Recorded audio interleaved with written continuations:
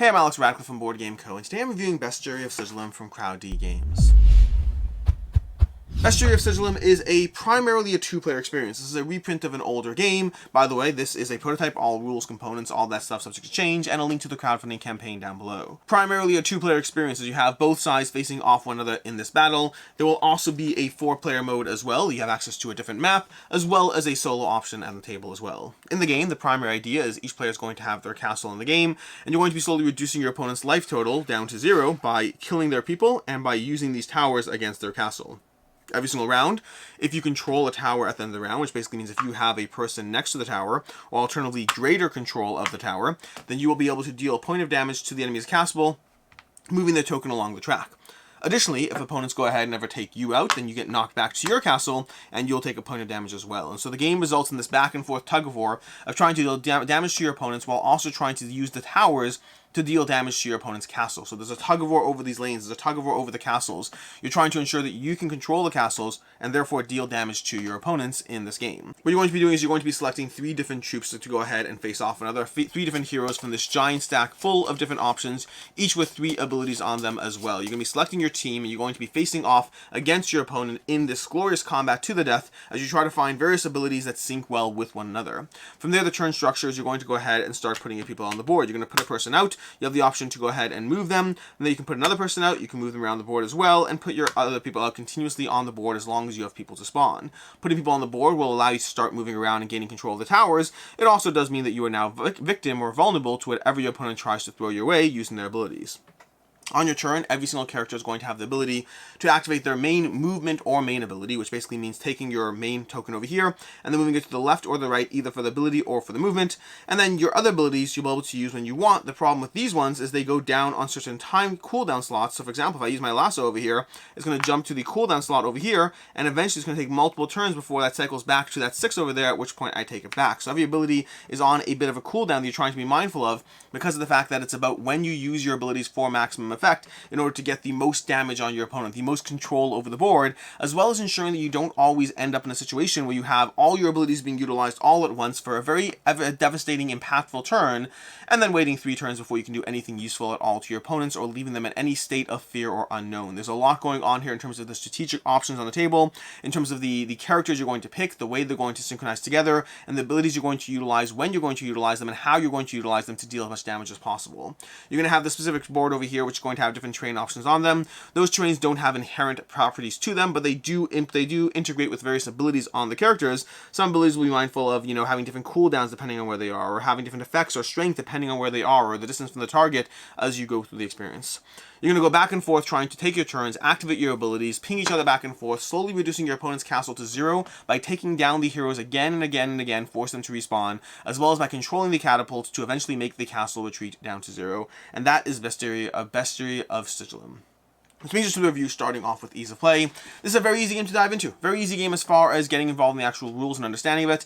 It's a lane battler, kind of. It's a 2-lane battler, mostly, with the 2 towers you're trying to be mindful of as you go to the 2 different towers and try to push the lane while being mindful of the slowly turning abilities and the unlocking of new powers coming back into play. But it's a lane battle of trying to take down to your opponent using the various abilities, less of a minion creep in terms of like a MOBA style game, but going back and forth. A very easy game to overall understand. Although I will say, picking your characters and all that, I don't know what the game plan, this again, prototype and all that stuff. What I have over here is I have this, which is very useful as far as categorizing everything in a way that doesn't result in everything being all over the place, but tracking the individual characters, because each character is going to have their actual token, which is going to come from this box over here, this little thing over here, as well as the specific abilities attached to that character, and trying to track all that and keep them in some sort of, keeping them in plastic bags or a token tray. I don't know how it's going to be done, but if these things ever become a tumbled mess in your box, as they have in my prototype before I had to organize everything, well, good luck. You're talking about, 300 vague-looking beige abilities and character tokens that you're going to have to match up. You're going to want a good storage solution. It's a big deal here. I don't know exactly how they plan on handling it. This is what they sent me, which is great, but this is a prototype, and I don't believe this is standard to your retail copy of the game or your Kickstarter. I don't know the exact details. Look into your storage options, figure that out, because I guarantee you trying to sort all these tokens is an absolute pain. But past that, let's go ahead and dive into the actual review, starting off with what I like, don't like, and can see others not liking.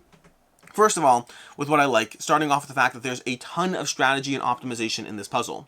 This is a puzzle of trying to figure out how to combine your character abilities to basically push your lanes faster and more efficiently than your opponent, and it does so with just absolute tons of variety over here. You have stacks after stacks after stacks after stacks after stacks of characters, each with their own trifecta of different abilities that will combo in different ways with other characters, and trying to find the way they all combine, trying to find the synergies they have when you draft your initial characters, when you potentially block other characters from drafting. Lots of opportunities on the table here as far as how you build out your team and then how you utilize your team as well. It is additionally fun to go ahead and build out a team and then swap sides. I take your team, you take my team, to see if it's really just about the team, because very often it's about how you use the team and not just the team that you have. There's a lot of strategy and optimization from the abilities you use, when you use them, how you combo them with other players, whether you go for towers, whether you go for enemy death, where you move on the map, how ambitious, how aggressive, when do you stun people. The timing of a stun is incredibly impactful. Stunning a character stops them from taking their turn, but that's actually less impactful if all your abilities are on cooldown anyway and they're all stuck there, versus stunning somebody the turn they're about to get their abilities back. That can be incredibly frustrating because you just waited 3 turns to get 3 abilities back into your pool, and as you do so, you find yourself with 2 characters stunned. That can be incredibly impactful in the game. And the towers and the death keep the game moving nicely. The fact that you're slowly doing damage to your opponents, and there's not really much in the way of healing, so you're going to be slowly pinging people down one at a time until eventually they die. Plus, of course, controlling the towers means you will be doing constant damage to your opponent, keeping the game moving nicely. This is not a game that will stalemate. This is a game which you're going to be dealing damage to your opponent's castle, eventually taking them down to nothing. And then just a huge variety based on the characters. Again, it's a plain simple puzzle, but it's a plain simple puzzle with a lot of variety to the characters, a lot of variety to the abilities, a lot of variety effectively to the way you combine and approach the same basic puzzle in this game. As far as what I don't like, the first thing is the fact that I wish the terrain mattered more, or even just had more maps for that matter. The fact that we only have a single map, the problem is I both want more maps, but I also recognize that as long as the terrain is as not mattering as it does, having more maps doesn't really help me that much. What's it going to be? A different shape? You can wander into water, there's no problem there, there's no blockages here. It all comes down to the abilities and how they implement with each other, which means you basically have a standard map here, and changing it up, there's not a lot of room to change it up until and unless the terrain mattered more. But terrain does not matter in and of itself. Terrain matters only how it impacts the other players' abilities, and that's still, I would argue, on the minimal side. So I wish the board and the map and the terrain generally mattered more. Also, what I think is absolutely essential, to the point that if they don't do it, I'm gonna figure out a way to do it myself, but I think they should do it in the game, is I want character cards for the other players. Meaning, I want the ability that when I go ahead and I pick Cabalus over here, there's a matching Cabalus card that I can hand you that just has his abilities, so that when you dive into the game, you're not stuck with the fact that you're looking at your own team and figuring out your own abilities. Also, your opponent's abilities are in front of you with a little set of 3 cards you can look at and say, these are the things that they're going to do to me. Because when you dive into this game the first time, until you learn your opponent's abilities, you're basically trying to focus on your own team, your own optimizations. You finish your turn, you smugly fold your arms, at which point you have your complete confidence ripped out from underneath you as you start to find out for the first time what your opponent's teams do. There's a lot of text when you're looking at, think about it from looking from either side here, when you're trying to figure out what your opponents do, that text is small, it is not easy to go through, and I don't want to have to get up and flip around the table and try to come down to try to read whatever angle it is. I just want to know what the abilities do, and to that end, I want a bunch of cards that show me the abilities of all the characters, so I can pick up your 3 cards, you can pick my 3 cards, and we can see what your opponent is about to hit you with. I'm going on for a while about this one because I think it's a big deal to making this game accessible and more strategic as opposed to tedious, and I'll just do my own thing, you'll do yours, and we'll see who comes out the winner. And then lastly, which I mentioned already in terms of the ease of play access, which I think this game needs a good organizer. This is not so much a critique, it's more of a concern based on what I have and based on the fact that I don't know what the final game will have, but this game is going to need a way to keep all your character tokens and your other tokens actually separate because of the color scheme they go with this game, which is very much a muted beige patterning to everything. It means characters almost begin to look together characters almost look similar to a degree. I mean, even if you just look at, let's say, these 2 over here, these are 2 different characters over here from 2 different sides, but which one do they relate to? You can figure it out, but it's not immediately obvious, and there's so much, again, even these 2, we have 2 different horned characters over here. There are different options as far as the characters just looking similar enough, and the beige artwork that you do want a good storage system in this game to actually make sure it's manageable. As far as I can see, others not liking, a big part of the game is about picking your team. This is one of those games where picking your team can absolutely be, okay, great, that was 50% of the game right there, now we picked our team, now somebody already has a competitive advantage, and we're just going to spend time figuring out what that advantage is. That absolutely is possible in this game. When you have 3 characters with different degrees of how well they sync up together, it is entirely possible that this game, like games like Catan, for example, where it could be half the game is about picking your team, And the other half is about how you use it once that team is picked.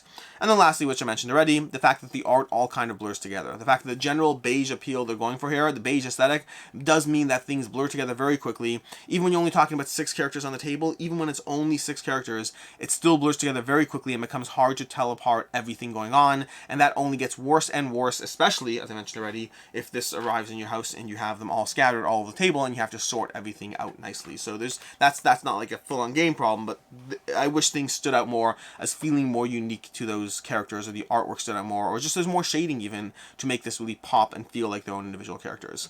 As far as final thoughts on Bestiary of Sigilum, I really like the game. Overall, I really enjoy the puzzle. This game to me gives me a solid puzzle of strategy, of depth, of accessibility. It gives you a fairly simple gameplay, but then a ton of abilities that actually make this a very compelling puzzle as you try to figure out the timing of everything, what to go for it, how to go for it, when to challenge your opponent for a stalemate versus when to push the edge because you're ahead. There's a lot of choice in the game and a lot of decision that you're going to be making around not a ton of, again, a very low complexity, but high depth. Low complexity, high depth is what this game is doing, and it's doing it well. Overall, for me, this is a 4 out of 5. This is one of those games where normally I'm actually a little hesitant on this genre. The genre of 2 players back and forth, tons of abilities. I'm always a drop hesitant enough because I don't like the fact that I have to memorize all your abilities to have a competitive edge, which is why my biggest complaint is I do want a set of cards. I do want that set of cards so I can look at your characters and actually see what's about to happen to me. I really want that extra degree of accessibility in the game.